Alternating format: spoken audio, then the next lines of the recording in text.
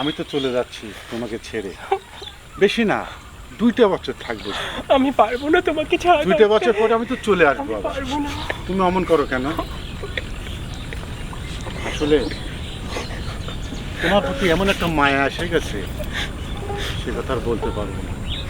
বিশ্বাস করো, একটু বিশ্বাস করো, আমি আবার আসবো, আবার এসে আবার কথা হবে, আমি আর দেখা হবে। পারছি না বিটল, আমি আর পারছি না তোমাকে ছাড়া থাকতে। আমাকে বিদায় দাও, হাসি মনে বিদায় দাও। আমি পারবো না বিদায় দিতে তোমাকে, পারবো না।